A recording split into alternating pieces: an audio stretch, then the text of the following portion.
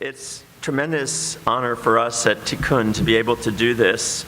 Richard Goldstone is really an amazing human being, just an amazing human being. We met him personally just a few weeks ago, and long after we had announced the award, and found him and his wife to be just two gentle, extremely decent, extremely ethically sensitive people. Just lovely as human beings. He has had an amazing life, and an amazingly courageous life. He played, from the time he was in college, he was an anti-apartheid activist. When he went onto the court from his law practice in apartheid South Africa, he did so in large part because the people who were around him in the anti-apartheid movement thought it was very important to have some representative of the alternative, the anti-apartheid perspective on the court. And in that court, he pushed every possible way to advance the anti-apartheid movement. He then played a critical role in investigating, in the transition period, 1990 to 94, he played a critical role in bringing to light the human rights violations that were taking place, largely by police agents against the ANC, but all sides, wherever there were human rights violations, he was calling them. He was publicly, and he became a target for assassinations by the groups that were active in those assassinations, so much so that he and his wife Nerlene needed full-time protection, day and night. He became one of the most famous jurists in South Africa for his courage in telling it like it was, even before the transition had taken place. And after he became close to Mandela, and after that, he was selected to do the incredibly important work of investigating human rights violations, selected by the Security Council of the United Nations because of the work that he had done in South Africa. First to investigate the human rights violations in Bosnia and then in Rwanda. More recently, as we know, he played this role in relationship to the human rights violations that took place during Israel's invasion of Gaza in December of 2008 and January of 2009. As some of you may know if you followed it carefully, he at first refused to take on that role when he was told that his goal was to investigate human rights crimes that Israel was committing. He only agreed to take the job when the mandate was changed so that he could also investigate human rights violations that Hamas was engaged in. Nevertheless, the report that he put out was dramatically attacked by Israel and by the United States, which took the position that if that's what Israel wants, that's what we do. And the Congress that has been dominated by AIPAC and by other organizations that, in my view and in our view at Tikkun, mistakenly think that the way to be helpful to Israel is to support whatever its governments say. We know that that's not the way to be helpful to the United States, is to support whatever our government says, and yet we're loyal lovers of the United States, even as we critique it. In the case of Richard Goldstone, his alliance to Israel and the Jewish people goes back a long time. He was first the international chair, I believe it was, of the Organization for Rehabilitation and Training, ORT. He then was on the board of the Board of Trustees of the Hebrew University. He was awarded an honorary law degree from the Hebrew University, a man deeply committed to Israel. And yet, when he came out with this report, he was slandered, wildly slandered, in the media by those who said, oh, well, he's a self-hating Jew or he's an anti-Semite. We recognized in what he was doing something was a tremendous contribution to the Jewish people and to humanity, and so we've decided to ask him if he would accept this award. We spoke to him in South Africa, where he was, and since it turned out that he was going to be in the United States, we were very, very lucky to be able to give this award. So Richard Goldstone, could you come forward, please? And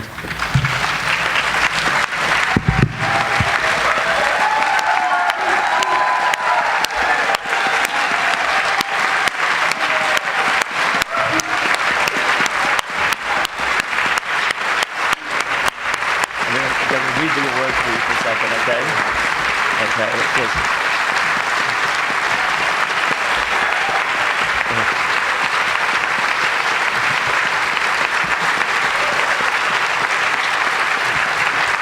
Wonderful, huh? Yes. This is your people. This is really your people. Tikkun Magazine and the Network of Spiritual Progressives is proud to give this award to Richard J. Goldstone in recognition of your contribution to Tikkun Olam, the healing, repair, and transformation of our world. Your lifetime of work to support social justice, peace, and fairness, your dedication to healing the wounds imposed by apartheid in South Africa, and your honest exploration of the human rights violations in Bosnia, Rwanda, and Gaza have earned you the respect of tens of millions of people around the planet, as well as the gratitude of spiritual progressives and liberal and progressive Jews. We at Tikkun, salute your willingness to report on the human rights abuses about which you received testimony while exploring the consequences of the Israeli assault on Gaza. Though this report was painful to you, given your loyalty to the Jewish people and your desire to see Israel remain secure and safe. In so doing, you showed the world that it is possible to be dedicated to Judaism and the Jewish people, as well as committed to the well-being of everyone on the planet, of every faith, nationality, and ethnicity, a position that we have long espoused in Tikkun. You have done the world and the Jewish people a great service through your life of service to humanity. Bestowed this 14th day of March, 2011, 9th day of Adar, 2nd of Adar, 5771.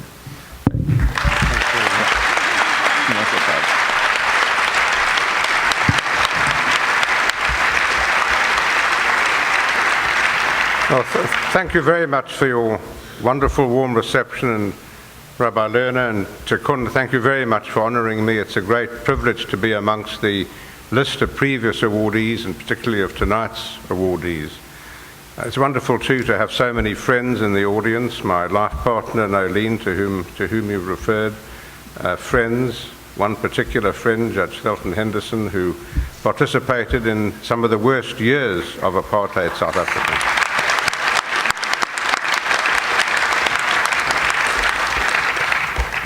I'm very proud as a South African to come from a country which has illustrated to the world that there is no problem, no matter how intractable, no matter how violent, no matter how seemingly hopeless, that isn't possible of resolution by good leadership and moral persuasion.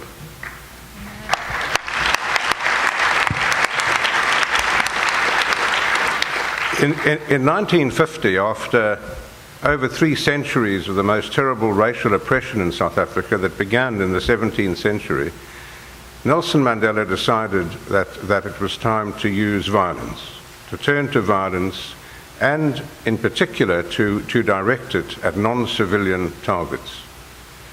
I would love to have, one of my ambitions would have been to have heard a debate between Martin Luther King Jr. and Nelson Mandela on the use of violence, and how wonderful it would have been if the moderator had been Mahatma Gandhi.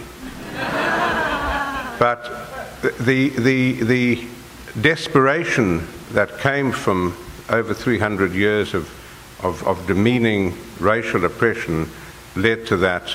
But what was important was the principled decision only to go against non-civilian targets, military targets. Unfortunately, the bloody 20th century will be known in history, I have no doubt, as being a century in which civilians have been the intentional target of warfare. And accompanying that has been the growth of the law of humanitarian law, the law of military intervention, which is aimed only at protecting innocent civilians, children, women, and men who are non-combatants. And the struggle has been a difficult one. It's been to a large extent lost and to some extent won. And my latter career has been involved with that part of international law, the law of international humanitarian law designed to protect innocent civilians. The Gaza report is predicated on that. There's one theme throughout that report, and that is the right of civilians to be protected, even in war. And it's for that reason that in the report you will read that we found that the launching of imprecise rockets and mortars into civilian areas of southern Israel constitutes a serious war crime and probably a crime against humanity. It's for that reason that you will read in that report that no matter how egregious and how dangerous and how lethal those thousands of rockets were, it in no way justified a disproportionate response by the Israeli Defense Force against the children, women, and men, innocent civilians in the Gaza Strip.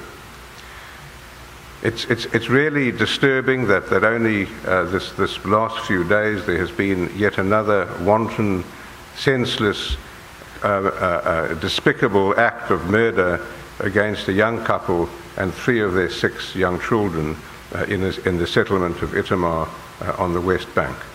No matter what one's views are of the legality or illegality of those settlements, that sort of despicable murder should be condemned by all decent people, no matter where they live and no matter what their belief may be. The report, therefore, went along those lines. It's particularly meaningful to me that certainly in the context to which Rabbi Lerner referred, that I'm receiving this honor from a Jewish organization. And your support, and as I say, the support of friends have made it all possible and have made it all worthwhile. There's going to be no peace in the Middle East until all people feel secure. And they're not going to feel secure until their humanness, their humanity, and their dignity and their equality is recognized by all.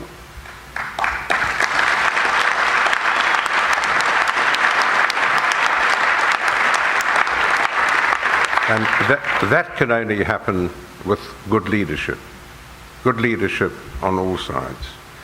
I think we can only hope that the turmoil that is going on in the Middle East at the moment will have good consequences, will have consequences for democracy, and that it will help provide security for the people of that very troubled region of the world. So it's in that context, in that hope, that this award is so meaningful to me. Thank you very much.